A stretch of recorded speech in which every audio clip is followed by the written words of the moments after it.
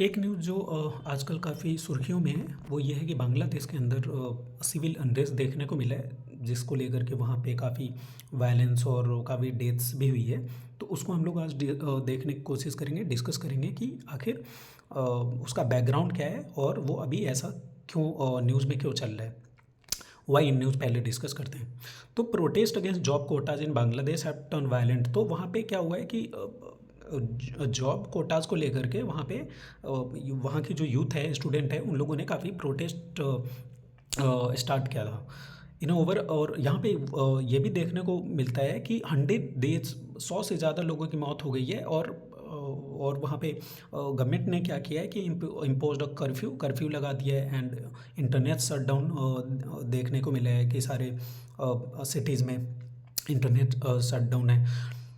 Government of India का response क्या आ रहा है? तो गवर्नमेंट ऑफ इंडिया ने कोई कमेंट करने से मना किया है, किसी तरीके का कमेंट नहीं किया है और उन्होंने बोला है कि ये बांग्लादेश का इंटरनल मैटर है। Meanwhile the Indian mission is Bangladesh has help 978 Indians return home. तो 978 इंडियंस को अभी तक वहाँ से बांग्लादेश से इंडिया में लाया जा चुका है। 778 by land borders and around 200 by flights. और अब ऐसा बताया जा रहा है कि 4000 से ज़्यादा अभी अभी वहाँ पे इंडियन स्टूडेंट बांग्लादेश में अभी भी फंसे हुए हैं। तो ये है इसके पीछे बैकग्राउंड क्या है, ऐसा क्यों अभी देखने को मिल रहा है? तो बैकग्राउंड में ये है कि reservation policy of Bangladesh reservation system notified in 1972। तो ये रिजर्वेशन पॉलिसी 1972 में देखने को मिला था, तब से ही चला आ रहा है। ठीक है, और ये नोटिफाई हो जाता है सितंबर 5 1972 को। रिजर्विंग 30, इसमें क्या होता है कि 30% गवर्नमेंट और सेमी गवर्नमेंट पोस्ट के लिए जो फ्रीडम फाइटर्स थे, जो 1972 के वॉर में बांग्लादेश को आज़ादी के लिए जिन लोगों ने पार्टिसिपेट किया था, फ्रीडम फाइटर्स थे, उनको ये रिजर्वेशन दी गई थी 30% एंड 10% वुमेन को भी रिजर्वेशन दी गई थी।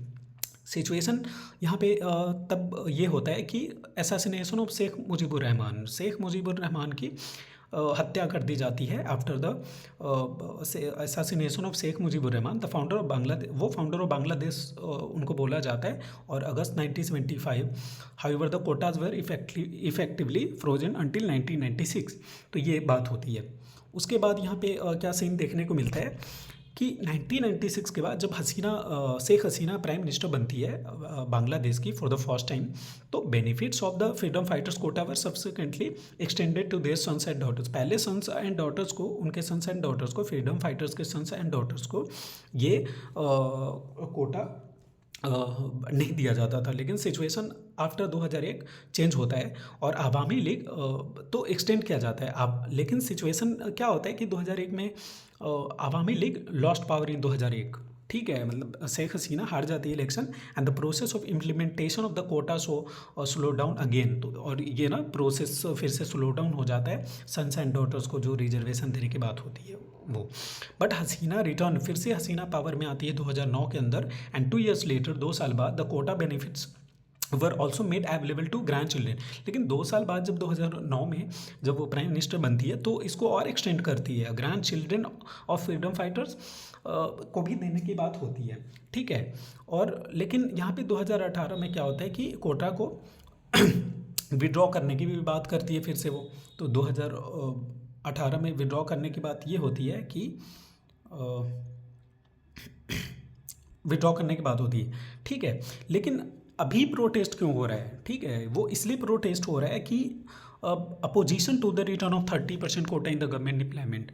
The protest are led by youths of Bangladesh. यहाँ पे बांग्लादेश के यूथ्स और स्टूडेंट ने इसलिए प्रोटेस्ट करना स्टार्ट किया कि गवर्नमेंट ने ये डिसाइड किया कि 30% कोटा देने की बात करी कि जो वहाँ के जो फ्रीडम फाइटर्स है और उनके बच्चे हैं, उनको यहाँ पे 30% कोटा दिया जाएगा।